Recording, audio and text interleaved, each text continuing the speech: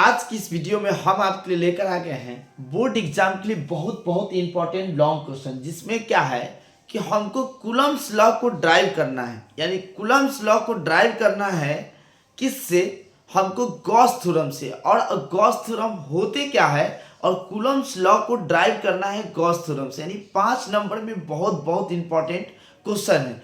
ठीक है, तो इसलिए इसको ध्यान से देखिएगा, हम लोग एकदम समझ लेंगे आज के क्लास में कि कूलम्ब्स लॉ को ड्राइव करना है किससे? हमको गॉस थ्योरम से। हमको क्या करना है? इसको प्रूफ करना है।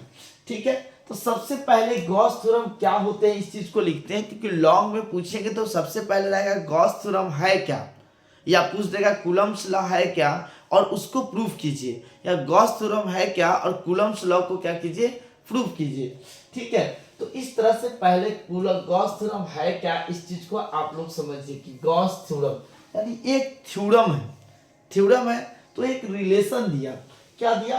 तो देखिए, the Gauss law state that, यानी गॉस थ्योरम स्टेट दैट, यानी गॉस थ्योरम कहते हैं कि the total electric flux passing through a close surface, किसी क्लोज सरफेस से जो टोटल इलेक्ट्रिक फ्लक्स पास होगा is equal to the charge in close divided by क्या? परमिटिविटी। परमिटिविटी, परमिटिविटी यानी क्या है कि आपको क्या कहता है गॉस थ्योरम, इस चीज को समझिए। ठीक है, कि गॉस थ्योरम कहता है कि जैसे मान लीजिए कि ये कोई गॉसियन सरफेस है।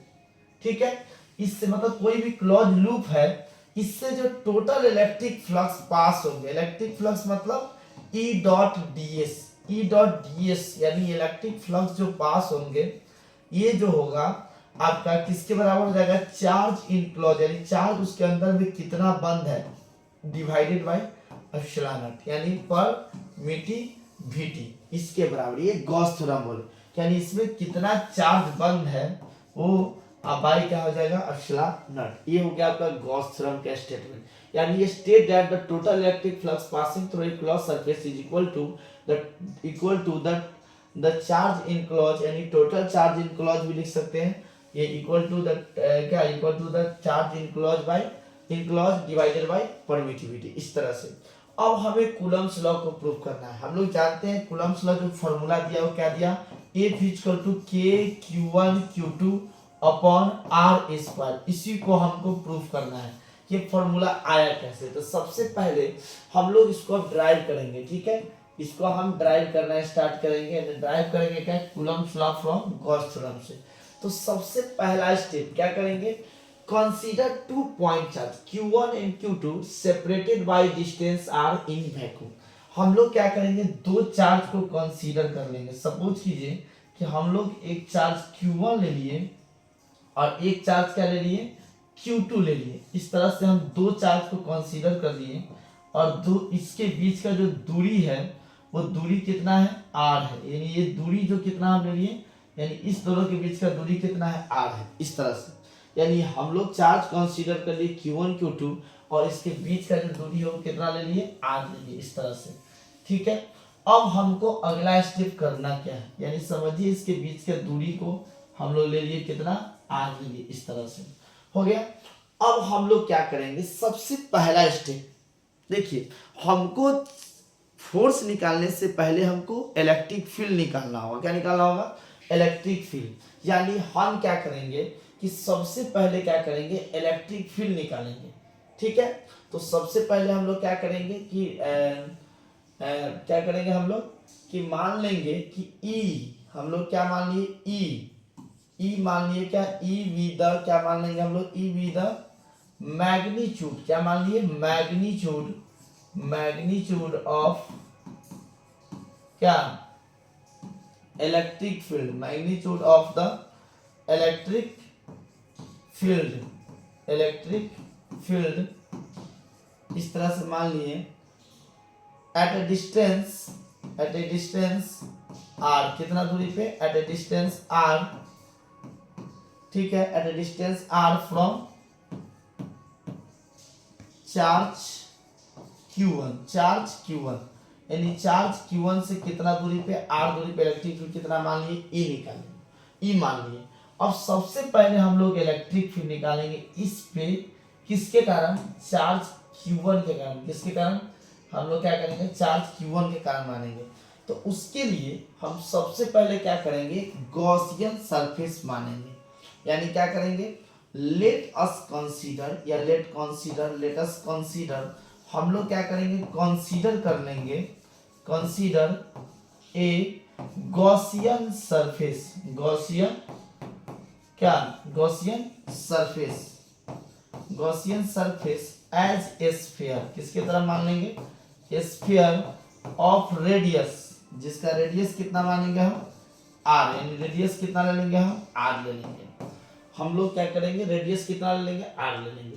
यानी हम क्या किए कि यहाँ से हम लोग एक गॉसियन सरफेस बना दिए, इस तरह से गॉसियन सरफेस। देखिए ध्यान दीजिएगा, इसको ऊपर लिखना है, इसके नीचे डायग्राम बनाना है। एक हम लोग गॉसियन सरफेस मान लिए, ठीक है, और इलेक्ट्रिक फील्ड ई माने हैं, जिसका मैग्नीट्यूड ई है, कहाँ पे? At distance R from the Q1 से कितना दूरी पे? आर दूरी पे, यहाँ पे। अब देखिए इसके कारण यहाँ फील्ड जो होगा उसका दिशा कैसे निकालिएगा? तो जहां निकालना होता है वहां कौन सा चार्ज रखते हैं? प्लस। यानी ये Q1 भी प्लस है, यहाँ भी प्लस, यानी फोर्स का डायरेक्शन क्या होगा? इधर ही होगा, और जिधर फोर्स होता है उधर ही क्या होगा? फील्ड। यानी इलेक्ट्रिक फील्ड का दिशा किधर होगा? उधर ही हो जाएगा। उसके बाद अगर हम बोले इस पे एरिया वेक्टर, तो जो भी सरफेस जो रहता है उस पे हमेशा जो एरिया वेक्टर होता है क्या होता है? जो भी सरफेस आपको दे देगा उसके हमेशा परपेंडिकुलर होता है। तो इसलिए एरिया वेक्टर भी क्या होगा? उसी दिशा में होगा। एरिया वेक्टर भी उसी दिशा में होगा। यानी एरिया वेक्टर इलेक्ट्रिक फील्ड के बीच में एंगल कितना हो गया? वहां पे आपका एंगल कितना डिग्री? तो एंगल मेरा आ गया कितना? 0 डिग्री, क्योंकि दोनों का डायरेक्शन सेम है। ठीक है, अब चलिए देखिए, हम लोग देख रहे हैं direction of electric field is always perpendicular to the surface, so the angle between E and DS is 0। अभी हम लोग देखें कि E और DS के बीच में एंगल कितना है? 0 डिग्री है। चलिए अब हम क्या करेंगे? Apply Gauss theorem. क्या लगा देंगे? Apply Gauss theorem. यानी यहां से हम लोग लगा देंगे अप्लाई गॉस थ्योरम। यहां से गॉस थ्योरम लगा दिए, और गॉस थ्योरम क्या कहता है? E dot DA, E dot इस तरह से E डॉट DA, यानी E डॉट DA बोलिए, E डॉट DS भी लिख सकते हैं। DS मतलब एरिया ही है, बी छोटू क्या आ जाएगा? चार्ज इनक्लोज अपॉन एप्सिलॉन, इस तरह से। अब देखिए हमको इलेक्ट्रिक फील्ड निकालना है, तो इलेक्ट्रिक फील्ड अब इसको हम लोग पहले खोलेंगे। इसको खोलेंगे तो E को E छोड़ दिए, DS को क्या लिख दिए? DS लिख दिए, और डॉट प्रोडक्ट है तो क्या हो गया? cos थीटा, और थीटा की जगह पे क्या रख देंगे? 0, क्योंकि E और DS के बीच में एंगल कितना है? 0 है। चार्ज इनक्लोज मतलब इसके अंदर में चार्ज कितना बंद है? कितना? Q1 बंद है। कितना बंद है? Q1 बंद है। तो हम लोग क्या करेंगे? यहाँ पे लिख देंगे Q1, यहाँ पे लिख देंगे Q1 अपॉन क्या लिख देंगे? एप्सिलॉन नॉट, इस तरह से। अब चलिए इलेक्ट्रिक फील्ड निकालना है। cos 0 कितना होता है? 1, यानी यहाँ हो गया DS। क्या हो गया? DS equal to Q1 upon क्या? एप्सिलॉन नॉट, इस तरह से। अब जो हम लोग एरिया लेंगे, ये किसका एरिया है? जैसे हम लोग छोटा सा इस पे लिए DS, और इसी को इंटीग्रेट कर देंगे तो स्फीयर का जो छोटा सा एरिया काटे थे उसका पूरा एरिया आ जाएगा। कौन सा एरिया? Surface area. तो यहाँ से क्या आ जाएगा? इंटीग्रेशन 0 से लेकर कहाँ तक इंटीग्रेशन करेंगे? 4 पाई R स्क्वायर तक, क्योंकि ये जो स्फीयर है, इस स्फीयर का जो रेडियस है वो कितना है? R है। तो इसका एरिया कितना हो जाएगा? 4 पाई R स्क्वायर हो जाएगा। तो यहाँ से हो गया 0 से लेकर 4 पाई R स्क्वायर तक, इस तरह से। ठीक है, अब हम यहाँ से कर देंगे पुट, यानी क्या हो जाएगा? DS का इंटीग्रेशन क्या हो जाएगा? A हो जाएगा। DS का इंटीग्रेशन क्या हो जाएगा? A हो जाएगा, और यहाँ से हो जाएगा A की जगह तो 4 पाई R स्क्वायर हो जाएगा, और यहाँ से क्या है आपका? Q1 है अपॉन क्या है? एप्सिलॉन नॉट है, इस तरह से। अब जैसे इसको उठाकर उधर ले जाइए तो क्या हो जाएगा आपका? आपका Q1 अपॉन 4 पाई, इसी मल्टीप्लाई में है तो उधर जाएगा तो क्या हो जाएगा? डिवाइड में, तब 4 पाई एप्सिलॉन नॉट क्या हो जाएगा आपका? R स्क्वायर, इस तरह से। तो ये मेरा इलेक्ट्रिक फील्ड आ गया। ये मेरा क्या आ गया? इलेक्ट्रिक फील्ड आ गया। ठीक है, अब देख रहे हैं कि हम लोग क्या किए? इस चार्ज के कारण यहाँ पे इलेक्ट्रिक फील्ड निकाल लिए। यानी पहला स्टेप आप समझ गए, सबसे पहले दो चार्ज कंसीडर किए, Q1 Q2, और दोनों के बीच का दूरी R है, और इसको कहाँ डाल दिए? वैक्यूम में डाल दिए। उसके बाद E मान लिए मैग्नीट्यूड है इलेक्ट्रिक फील्ड का, R दूरी पे, कहाँ से? Q1 से। ठीक है, उसके बाद हम लोग एक गॉसियन सरफेस मान लिए इस तरह से, जिसका रेडियस क्या है r है, और इसे स्फीयर माने उसका रेडियस r है। उसके बाद अप्लाई कर दिए क्या, गॉस थ्योरम लगा दिए। तो उसमें हमको क्या चाहिए, इलेक्ट्रिक फील्ड निकालना है, तो एरिया चाहिए और एंगल चाहिए। तो एंगल कितना था 0 और ds एरिया कितना था 0 से लेकर 4πr²। इस तरह से हम लोग सॉल्व करके हम यहाँ Q1 निकालिए। क्या निकालिए, Q1। अब हमको निकालना है फोर्स। क्या निकालना है, फोर्स। यानी हम क्या करेंगे, यहाँ से लिखे कि E be the magnitude of electric field at a distance r from Q1, therefore force experienced by charge Q2 due to electric field E। जैसे हम लोग मान लिए थे Q1 चार्ज यहाँ था, यहाँ से r दूरी पे हम लोग क्या रखे थे, Q2 चार्ज रखे थे। अब यहाँ पे हम लोग ऑलरेडी इलेक्ट्रिक फील्ड निकाल चुके हैं। क्या निकाल चुके हैं, इलेक्ट्रिक फील्ड। इसी दिशा में था इलेक्ट्रिक फील्ड, ठीक है। अब इलेक्ट्रिक फील्ड निकाल दिया। अब हम पूछेंगे कि बताइए इस पे फोर्स कितना लगेगा। तो हम लोग जानते हैं कि इलेक्ट्रिक फील्ड में कोई चार्ज को रख दीजिएगा तो उस पर क्या लगेगा, फोर्स लगेगा। क्या लगेगा, फोर्स। और वो जो फोर्स होता है वो फोर्स होता है Q इंटू ई, Q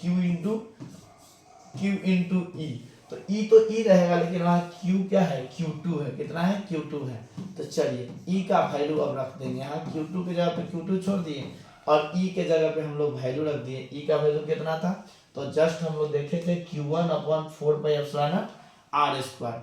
तो क्या हो जाएगा यहाँ पे, जैसे यहाँ पुट कीजिएगा तो क्या हो जाएगा Q1/4πr², इस तरह से, ठीक है। 4πr²। तो यहाँ से हम लोग क्या करेंगे, इसको सजा देंगे थोड़ा सा। तो क्या हो जाएगा 1/4πr², ठीक है। Q1 Q2 अपॉन क्या हो जाएगा r², इस तरह से। और इसी चीज को हम क्या लिख सकते हैं, k लिख सकते हैं।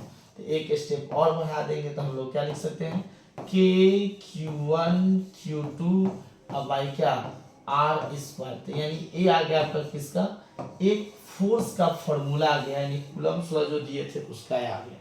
आपको मन है कि नहीं सर हम इसको थोड़ा सा और आगे बढ़ाएं, तो आप इसको और आगे बढ़ा सकते हैं और यहाँ पे लिख सकते हैं k क्या है, r क्या है और कूलम्ब्स लॉ का स्टेटमेंट 1 है तो लिख सकते हैं। आई होप कि आपको क्लियर हो गया होगा। नेक्स्ट जो आपका कल जो लाइव होने वाला है आपको भी पता है, जिस लाइव का नाम क्या है, ऐसा यूनिट, हम लोग यूनिट एंड डायमेंशन देखेंगे 8 PM से। तो आप लोग जरूर जुड़िएगा, ठीक है। इसी तरह से हम अपलोड कर रहे हैं। यदि चैनल पे नए हैं तो चैनल को सब्सक्राइब कर लीजिए और आपको कैसा लग रहा है इस चीज़ को जरूर कमेंट कीजिए, ठीक है। हम आपका कमेंट का वेट जरूर करेंगे। चलिए धन्यवाद।